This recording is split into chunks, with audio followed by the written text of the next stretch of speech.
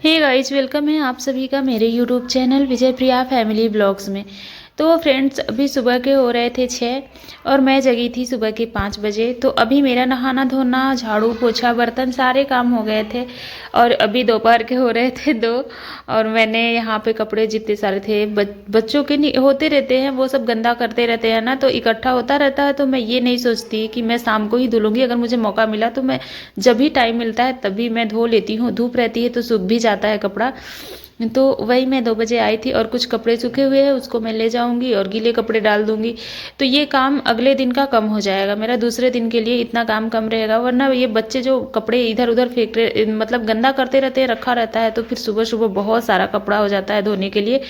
तो इसी वजह से मैं अगर कुछ काम करती रहती हूँ ना, तो बीच बीच में ऐसा काम भी रहता है तो कर लेते हैं, थोड़ा सा मूड भी फ्रेश हो जाता है। अगर हम सिलाई ही करते हैं तो भी एकदम लगातार बैठ के सिलते सिलते ना आंखें दर्द करने लगती हैं, कमर दर्द करने लगता है। इससे थोड़ा सा इधर उधर घूम भी लेते हैं और दूसरा भी काम हो जाता है, तो थोड़ा सा अच्छा लगता है।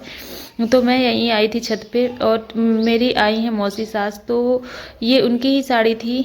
तो अभी मैं दोपहर में आई थी यहाँ पे और वो लेटी हुई थी वहीं पे धूप में, थोड़ा सा अच्छा लग रहा था। इस टाइम हवा बहुत तेज़ चल रही है तो धूप ज़्यादा नहीं लगती, बस ठंडा भी लगता है। धूप में थोड़ी धूप लगती है, नीचे तो रूम में बहुत ज़्यादा ठंडा है, छत पे आओ तो थोड़ा धूप लगता है, अच्छा लगता है।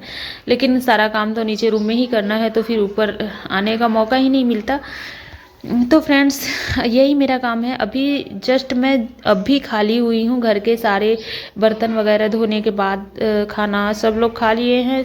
तो अभी 2 बज रहा था तो मैं अभी खाली हो गई हूँ। प्रांशु भी मेरे पीछे पीछे घूम रहा है, खेल रहा है। वो यहाँ पे मटर डला हुआ था तो वो फेंक दिया था।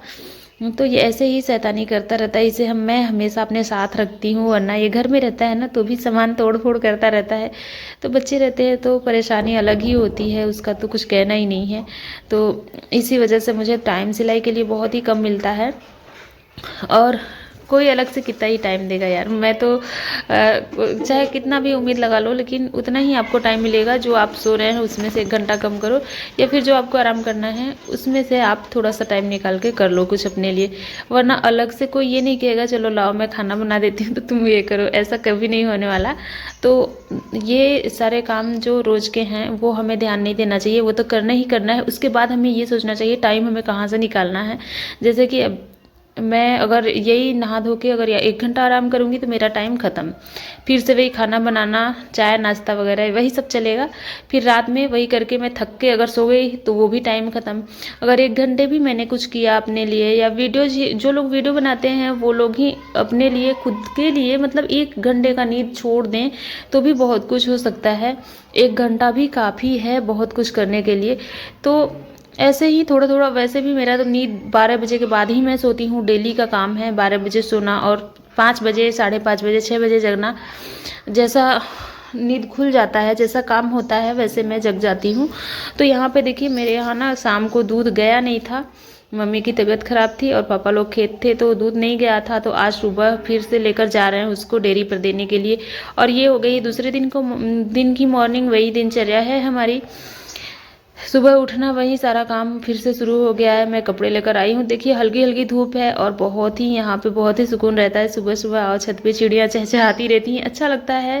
होता है कि छत पे ही रहो, लेकिन काम बहुत सारा बचा है। अभी प्रांसी को स्कूल भी भेजना है तो बस वही करना है। अभी मैं कपड़े डालूंगी, फिर जाऊंगी टिफ़िन वगैरह बनाऊंगी, फिर खाना बनाने की तैयारी करूंगी, फिर थोड़ा सा टाइम निकाल कर मैं कुछ सिलाई करूंगी और आप लोगों के लिए वीडियोज़ भी बनाती हूँ, तो उसके लिए भी थोड़ा टाइम चाहिए।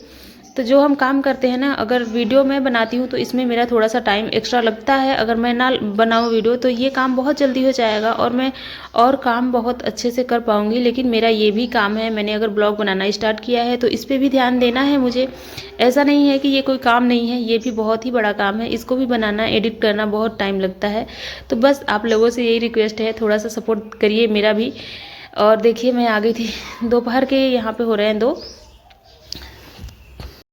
तो मैं यहाँ पे कपड़े लेकर आई थी छत पर से और इस सारे कपड़ों को मैं फोल्ड करके रख दूँगी। सारे बच्चों के कपड़े हैं, मेरे भी हैं, और मैंने सॉक्स भी बदल लिया है। मेरा सॉक्स पता है घर में काम रहते हैं तो वो सारे सॉक्स गीले हो जाते हैं। अभी मैंने कुछ 2-3 घंटे पहले पहना था तो वो गीला हो गया, पानी पर पैर चला गया तो वो गीला हो गया। फिर मैं दूसरा पहन लूँगी, उसको सुबह मैं धोऊँगी। अभी यही करने के बाद मैं सिलाई करूँगी, कपड़े सिलूँगी कटिंग करूँगी। पहले कटिंग करने में भी थोड़ा सा टाइम लगता है। अगर फिक्स रहता है कि नहीं इसकी डिज़ाइन नहीं बनानी है, अगर कस्टमर का रहता है ना, तो वो बता देते हैं कि ऐसे ऐसे मेरा बनाना है, तो वो सही रहता है, वो झट से बन जाता है। जैसे बोले हैं वैसे काटना है, नाप कर काटना है, सिलना है। अगर खुद का कोई कपड़ा बनाना है तो उसमें बहुत ज़्यादा टाइम लगता है। मन में होता है कि कैसी डिज़ाइन बनाए, सोचना पड़ता है खुद के लिए, तो उसमें ज़्यादा टाइम लगता है। तो क्या है कि जो कस्टमर वाले कपड़े रहते हैं वो फटाफट सिल जाते हैं, और खुद के कपड़े ना सोचते हैं बहुत अच्छा बनाएंगे, तो उसके लिए टाइम भी हमें चाहिए होता है। तो टाइम हमारे लिए, खुद के लिए टाइम मिलता ही कहाँ है कि हम खुद के लिए अच्छे से बनाएं।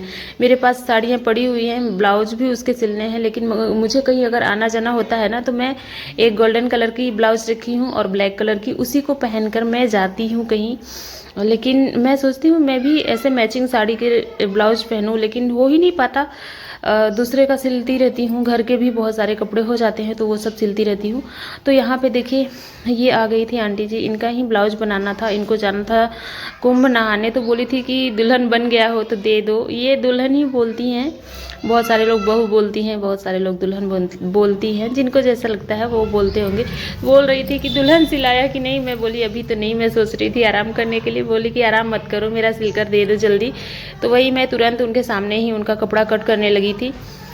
तो ये उनका नाप था, और यहाँ पे मैंने ब्लाउज का कपड़ा रखा हुआ है। तो मैं जल्दी से इनको इसकी कटिंग करूँगी, आज ही इसकी सिलाई करूँगी। देखती हूँ अगर फाइनल हो जाता है तो अच्छी बात है, अगर नहीं होगा तो फिर कल सुबह तक हो जाएगा। और एक ब्लाउज बनाना है, 2 साड़ियाँ इनको चाहिए, इसमें से 4 साड़ी दी हैं, तो 2 का मैं फाइनल करके दूँगी। और तो यहाँ पे पहले मैं इसकी कटिंग करूँगी। तो कटिंग में क्या होता है ना, मैं पहले जो ब्लाउज होता है उसका मेजरमेंट लेना होता है, आगे का गला, पीछे का गला, और चेस्ट साइज, नीचे कमर की साइज और बाजू, ये सारे नाप लेने के बाद कटिंग करनी होती है कपड़े की। तो यहाँ पे देखिए, चलिए मैं बता देती हूँ कि मैं कटिंग कैसे करती हूँ। तो देखिए ये एक पल्ला मैंने कपड़े का छोटा रखा है और एक पल्ला बड़ा रखा है। तो जो छोटा वाला पल्ला है वो पीछे का रहेगा, जो बड़ा वाला है वो आगे का ही रहेगा। तो इस तरह से मैंने इसको डबल फोल्ड किया। अब गले का निशान में लगाऊंगी यहाँ पे 2.25 इंच आप लगा सकती हैं, 2.5 इंच लगा सकती हैं। तो मैं जो थोड़ा सा हेल्दी रहता है उसके लिए 2.5 इंच लगाती हूँ। मैं खुद के लिए भी 2.5 इंच लगाती हूँ, लेकिन ये थोड़ी सी दुबली हैं, पतली हैं, तो मैं इनके लिए 2.25 इंच पे निशान लगा रही हूँ। आर्म होल की गहराई मैंने 5.5 इंच रखा है, कमर की साइड है 8.5 इंच, तो यहाँ पे मैंने 10 इंच पे निशान लगा रही हूँ, क्योंकि 1 इंच जाएगा। जो डॉट होता है ना, तो उसमें भी 1 इंच चला जाता है, तो वो मैं 10 इंच पे लगा रही हूँ। तो आर्म होल की साइड मैंने गुलाई दिया, और गला है 6.5 इंच गले की गहराई है। तो यहाँ पे एक कट लगाया, फिर दोनों पल्लों को अलग कर लूँगी। पीछे का पल्ले का गला बड़ा रहेगा, आगे का छोटा ही रहता है, 6.5 7 इतना ही रहता है। तो पहले आगे की कटिंग कर लेती हूँ मैं। तो देखिए इसको इस तरह से हाथ से प्रेस कर लेना है, अच्छे से फैला लेना है। अब जो ब्लाउज की बेस्ट पॉइंट रहता है ना, तो वहाँ पे बहुत सारे लोग कंफ्यूज होते हैं कि इसको कितना नीचे या ऊपर लगाना है। तो इसमें कुछ नहीं करना है, आपको इंची टेप शोल्डर पे रखना है, वहाँ से 10 इंच नीचे ले आना है, बस वहीं पे एक डॉट बनाना है, उसके चारों तरफ 1.5 इंच का मार्क कर लेना है। फिर वहीं पे तीरा के लिए निशान लगाना है, मतलब डॉट के लिए निशान लगाना है। फिर उसके बाद हम जितना कपड़ा रहता है उसको तीरा में काट लेते हैं, तीरा के लिए। तो ये बेल्ट ब्लाउज की कटिंग मैंने करी है। तो देखिए आगे का पल्ला हो गया है। अब सेम ऐसे ही जैसे मैंने दूसरी एक साइड लगाया है निशान, सेम दूसरी साइड भी लगा लिया। तो ये देखिए आगे का पल्ला कट चुका है। अब रह गया है पीछे के पल्ले की कटिंग करना। तो इसका गला हमें लेना है 8.5 इंच। तो इस तरह से मैंने इसमें बॉक्स बनाया, यहाँ पे गले की गुलाई दे देती हूँ। तो जैसे निशान बनाया है वैसे ही इसकी कटिंग करनी है। तो ये पीछे का पल्ला भी कट कर रेडी हो गया है। अब ब्लाउज का बाजू की कटिंग करनी है। यहाँ पे मैंने डॉट के लिए निशान लगाया है। तो ये आगे और पीछे का पल्ला मैंने कट कर लिया है। इतना ही कपड़ा बचा है मेरे पास, तो इसमें से हमें बाजू निकालना है। तो बाजू की जो चौड़ाई है हमें 4.5 इंच रखनी है, और उसकी जो आर्म होल की साइड लंबाई होती है उसको मैंने 10 इंच पे रखा है। तो इतना कपड़े में दोनों बाजू निकल जाएगी। तो इस तरह से मैंने डबल फोल्ड किया, और यहाँ से मैं एक बाजू का मार्क कर लेती हूँ। इस तरह से बाजू का शेप दे देती हूँ। तो ये फिटिंग के लिए है, और इतना मार्जिन के लिए, बाजू में मार्जिन के लिए कपड़ा एक्स्ट्रा है। दोनों बाजुओं को अलग कर लेती हूँ। तो ये आगे और पीछे के पल्ले की कटिंग हो गई है। अब रह गया है इसको मेन फैब्रिक पे कट करना। तो आज की वीडियो कैसी लगी? अगर अच्छी लगी हुई तो वीडियो को लाइक, शेयर और सब्सक्राइब